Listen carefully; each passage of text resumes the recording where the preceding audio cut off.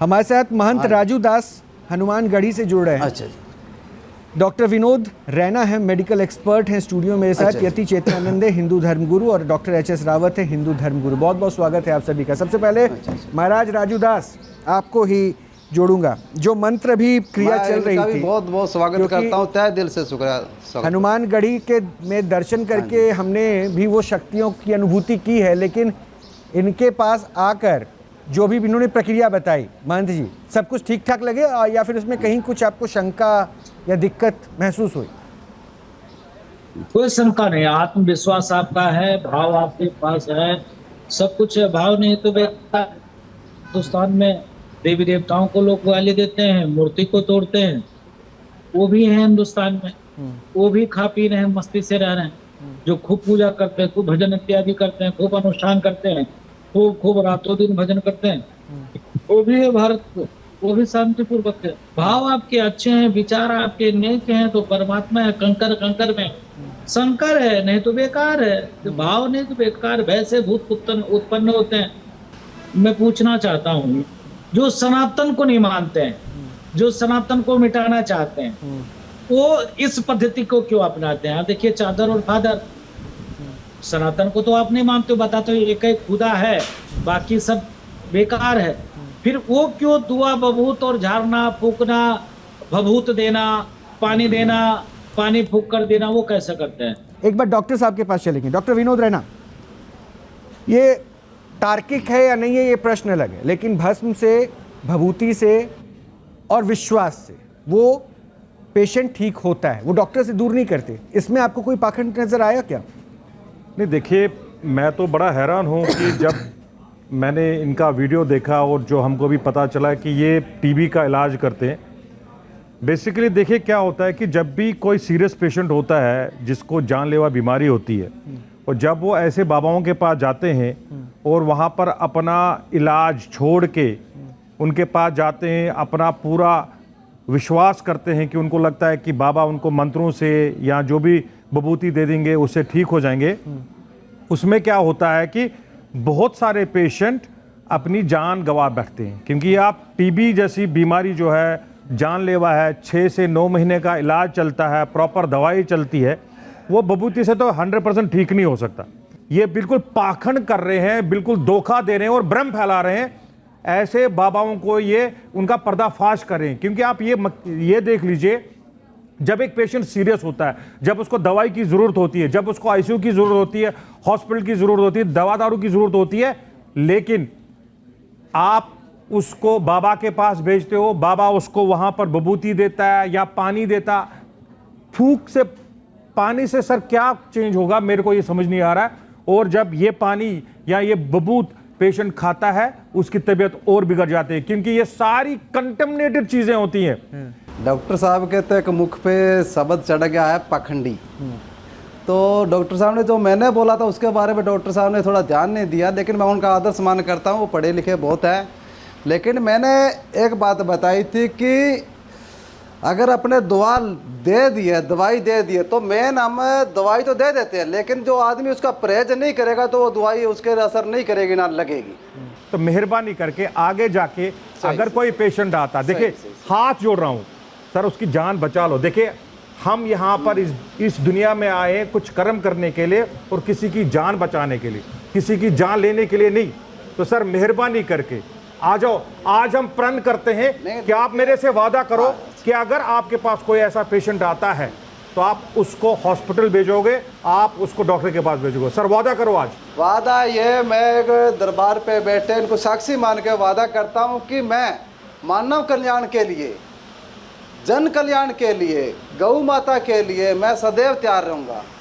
नहीं, मेरी दुख या उनको सर जी मेरे से ये वादा करो कि अगर आज के बाद आपके पास कोई पेशेंट, सीरियस पेशेंट आता है, आप उसको बबूत नहीं दोगे, आप उसको हॉस्पिटल भेजोगे, डॉक्टर के पास भेजोगे। ये वादा करो। हम हॉस्पिटल भेजेंगे उनको। नहीं, वादा करो, आप बोलो हाँ ये प्रॉमिस है।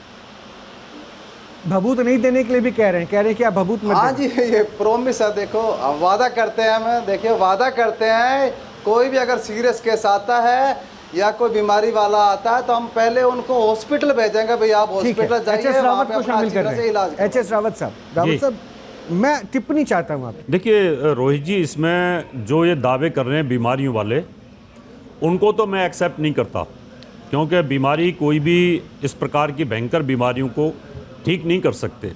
अब इनकी जो भभूत है, उस भभूत में कौन सी जड़ी बूटियां हैं, उस भभूत में क्या क्या ये मिलाते हैं। जब नेचुरोपैथी के अंदर अगर आपको ज़मीन में दबा दिया जाता है तो आपकी बहुत सारी बीमारियां ठीक होती हैं। आपको धूप में रखा जाता है, पानी में रखा जाता है, तो बीमारियां बहुत सारी ठीक होती हैं, क्योंकि वात पित्त कफ को बैलेंस करने की एक कला होती है। अगर इनकी भभूत के अंदर उस प्रकार की कोई कला है, जड़ी बूटी उस भभूत में डालते हैं, या सोने की भस्म डालते हैं, या चांदी की भस्म डालते हैं, कौन सी भस्म डालते हैं, मूंगे की भस्म डालते हैं, पन्ने की भस्म डालते हैं, तो आदमी का, जो बीमार आदमी, उसका एनर्जी लेवल तो भभूत से बढ़ता है। अब भभूत का प्रकार क्या है ये तो यही बता सकते हैं, पूछ लीजिए ना, लेकिन पूछ लीजिए। लेकिन जहाँ पर बात आती है साइकोलॉजिकली ट्रीटमेंट की, क्योंकि इस दुनिया में 50% लोग साइकोलॉजिकली बीमार होते हैं। ये बात इनकी मैं ठीक मानता हूँ कि अगर कोई व्यक्ति आ गया और वो शराब पीता है, इन्होंने धागा बांध दिया, धागा बांधने बोला बेटा धागे को अगर आप इसकी रक्षा करोगे तो आप ठीक हो जाओगे। अब 3 महीने तक वो व्यक्ति शराब नहीं पीता है तो निश्चित तौर पर उसका लीवर ठीक होना शुरू हो जाएगा।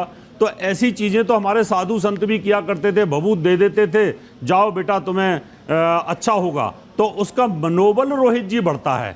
यानी उसका जो एनर्जी लेवल है, जो बिखरा हुआ होता है, डिप्रेशन में होता है, टेंशन में होता है, वो इन सब चीज़ों से ठीक होता है। जबकि इनके पास कोई इस प्रकार की कला नहीं है, कोई इस प्रकार का कोई बहुत बड़ी साधना नहीं है कि जिस साधना के तहत ये बहुत ज़्यादा कुछ ठीक कर सकते हैं, लेकिन इसकी शुरुआत है इनके पास में। मेरा ये कहने का मतलब नहीं कि मैं तमाम बाबा जो हमारे हैं, मैं तो खुद हिंदू धर्म से बिलोंग करता हूँ, मैं खुद ब्राह्मण हूँ, मैं तो ये नहीं कह सकता, लेकिन जो लोग पाखंड करते हैं, हमने देखा इतने एपिसोड्स में हमने देखा कि वहां पर बाबा के पास सीरियस पेशेंट्स आते हैं, उनकी दवाइयां बंद करवाते हैं। रहना साहब, एक कमेंट यति चेतन जी का। यति जी, देखिए रोहित जी, जितना बाबा को सुना है उसके हिसाब से ये बात मुझे रावत साहब की बिल्कुल ठीक लगती है कि ये साइकोलॉजिकल एक ट्रीटमेंट है, और बहुत सारे लोग मंदिर या ऐसे बाबाओं के पास सिर्फ इसलिए जाते हैं कि वो सारी तरफ से आशा खो चुके होते हैं। लेकिन ये बात भी ठीक है कि किसी भी गंभीर बीमारी का इलाज इनके पास नहीं, गंभीर तो छोड़ दीजिए, मामूली बीमारी का इलाज भी इन बाबाओं के पास नहीं होता। रही बात भभूत की, तो भभूत तो मुझे लगता है इनके यहाँ यज्ञ कुंड बना हुआ है, पीछे हवन की भभूत होगी, और हवन में कोई भी ऐसा पदार्थ नहीं डाला जाता जो हम स्वयं खाद्य सामग्री की तरह प्रयोग नहीं कर सकते। हवन में वही पदार्थ डाले जाते हैं जो हम खाद्य सामग्री की तरह प्रयोग कर सकते हैं, और शुद्ध सामग्री उसमें प्रयोग होती है। तो अगर उसकी अग्नि में तपी हुई कोई भी चीज़ शुद्ध होती है तो मुझे भभूत से कोई आपत्ति नहीं है। लेकिन सिर्फ अगर भभूत है और भभूत के नाम पर बाबा ये कह रहे हैं कि मैं टीबी ठीक कर देता हूँ, तो ये संभव नहीं है, ये किसी भी तरीके से हो नहीं सकता। अगर बाबा से भभूत दे रहे हैं और वो व्यक्ति अपना इलाज रोककर बाबा पर आस्था कर वहाँ जा रहा है, तो निश्चित रूप से वो अपनी जान के साथ खिलवाड़ कर रहा है, और निश्चित रूप से ये बाबा उस व्यक्ति की जान के साथ खिलवाड़ कर रहे हैं। महंत राजू दास, फाइनल कमेंट दे दीजिए। आपने ऑलमोस्ट सबका वर्जन सुन लिया, डॉक्टर का भी, धर्म गुरुओं का भी। वेद में, पुराण में, शास्त्र में, उपनिषद में, यज्ञ में, अनुष्ठान में ताकत है। और अभी जो डॉक्टर लोग बोल रहे थे ना, बहुत ताकत है। जब आपसे लोग नहीं ठीक हो पाते हैं तब यहाँ पहुँचते हैं, और जब आप त्रस्त कर देते हो, आप परेशान कर देते हो, जब आप लूट लेते हो, जब आप उसको नंगा कर देते हो, जब उसको बर्बाद कर देते हो, तब वो पहुंचता है किसके पास? प्रभु जी बाबा भी तो लूटते हैं, वो क्या छोड़ते हैं? प्रभु जी बाबा भी लूटते हैं। सर ऐसे मेरे को देखिए, आप बड़े टीवी पे बता रहे हैं सर आप एक बड़े धर्म गुरु हो सर, आपको ये कहना जरूर नहीं सर मैं आपके साथ सहमत नहीं हूँ, मैं ये मान नहीं सकता सर। नो कमेंट, पहले चुप हो जाओ। सर जी कैसे चुप हो जाऊँ मैं?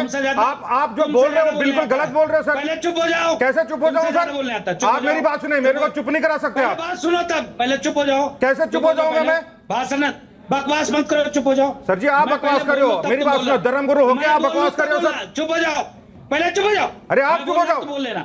मेरी बात सुनो। आप पूरे रहना साहब मेरी बात सुन लीजिए। कैसे बोल सकते हैं सर? रहना साहब मैं मौका दूंगा। रहना साहब आप बोल लीजिएगा, अपनी बात बोल लीजिए। नहीं लूटा। जो ढोंग करता है, ढकोसला करता है, जो हिंदू जनमानस को बेवकूफ बनाता है, दुआ के नाम पे, भभूत के नाम पर जो लूटता है, गला काटता है, डकैती करता है, ऐसे बाबा सलाखों के पीछे होना चाहिए। और ये डॉक्टर जो चोर हैं, लुटेरे हैं, उनको भी सलाखों के पीछे होने चाहिए। बिल्कुल, अगर वो डॉक्टरी पेशे के साथ ईमानदारी नहीं कर रहे हैं तो उनको सलाखों के पीछे होना चाहिए। और यही तो कोशिश है कि अगर इस तरह पाखंड फैलाकर, बाबा बनकर अंधविश्वास फैलाया जा रहा है, जनमानस की भावना के साथ खिलवाड़ किया है, तो ऐसे लोगों को भी कितना लूटा डॉक्टरों ने? अब कितना लूटा सर, उस समय वो वही आसरा भी था, वही आसरा भी था। ये तर्क नहीं, वो सारे डॉक्टर नहीं थे, वो सारे डॉक्टर नहीं थे रावत साहब, वो सारे डॉक्टर नहीं थे। कितने डॉक्टर मर गए, ये तर्क का सही कितने हेल्थ वर्कर मर गए, उसका कोई नहीं। मेरी बात सुनिए, जब अपने किसी रिश्तेदार को अपना नहीं छू पा रहा था, उस वक्त डॉक्टर या फिर वही स्टाफ थे जो वो सारी बॉडी को कवर कर रहे थे। वो मैटर नहीं है। लोग अपने लोगों की लाशें छोड़कर भाग गए। वही कह रहा क्या ये मानवता थी कि जिन लोगों के साथ आप जीवन भर रहे, अगर उनको कोरोना हो गया और वो मर गए तो आप उनको छोड़कर भाग गए? ऐसे कितने केसेस सामने थे। रावत जी मेरी बात सुनिए, आपको शायद नहीं पता कि कितने डॉक्टरों ने जान गंवाई है, ये हमको पता है, और कितने हेल्थ वर्कर्स ने जान गंवाई है। आपका कर्तव्य था। आर्मी जान नहीं गंवाती क्या? आर्मी जान नहीं गंवाती, पुलिस वाले जान नहीं गंवाते। अगर आप शपथ खाते हो तो आपका फर्ज बनता है। ये कोरोना में आप लोगों का फर्ज था और अपने फर्ज से आप लोग भागे। तो फिर आप कैसे बोल सकते हो कि हमने लूट लिया? डॉक्टर साहब छोड़ दीजिए उस पे, ये तर्क कभी बिल्कुल सही नहीं है, क्योंकि यही कोशिश तो है। आप सभी बाबाओं यही को थोड़ी कोशिश भी लपेट तो है। सकते हो। नहीं रावत साहब हो गया, यही कोशिश भी तो है कि अगर कोई पाखंड कर रहा है तो हम उसको बेनकाब करेंगे। और एक पूरी कम्युनिटी बिल्कुल, अगर जो गलत है, अगर जो गलत डॉक्टर है, पेशे के साथ खिलवाड़ कर रहा है, उसको भी बेनकाब करना चाहिए और उसको भी सजा मिलनी चाहिए, उसको भी सजा मिलनी चाहिए। लेकिन दिक्कत ये जो ढोंग करता है, ढकोसला करता है, लूटता है बाबा जी, वो सब भी हो गए ना, फिर वो तो बाबाओं में भी हो गए। इसी पाखंड के ऐसे बाबाओं के पास। अरे बाबा जी सुनिए, 121 लोगों की जान आहूत कर दी इसी पाखंड ने। हाथरस में इसी यही पाखंड 121 लोगों की जान को खा गया, उसकी कोई जवाबदेही बाबा की नहीं बनती। और ये हमारा जो ऑपरेशन है बेनकाब, हम उन पाखंडियों को करके रखेंगे जो धर्म को सामने लाकर अंधविश्वास फैलाते हैं, लोगों की भावनाओं से खेलते हैं। न्यूज नेशन अब व्हाट्सएप पर खबरों की ताजा अपडेट के लिए न्यूज नेशन के इस QR कोड को स्कैन करें।